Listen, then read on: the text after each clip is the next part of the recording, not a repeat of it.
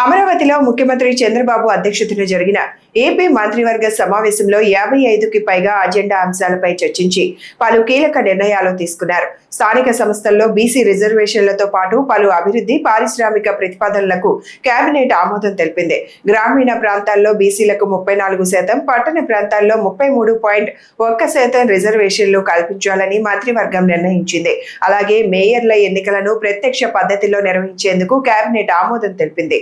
ఇక కర్నూలులో Agastya green energy ప్రాజెక్టుకు మంత్రివర్గం గ్రీన్ సిగ్నల్ ఇచ్చింది. విశాఖలో అక్షత్ గ్రీన్ టెక్ ఆధ్వర్యంలో ఏర్పాటు చేయనున్న సోలార్ సెల్ మాడ్యూల్ ప్లాంట్ తో పాటు డేటా సెంటర్ల ప్రతిపాదనలకు కూడా ఆమోదం లభించింది. అదే విధంగా తిరుపతి, సూర్యలంక, కేసరపల్లి, కాకినాడలో స్టార్ హోటళ్ల ఏర్పాటుకు మంత్రివర్గం అనుమతులు ఇచ్చింది.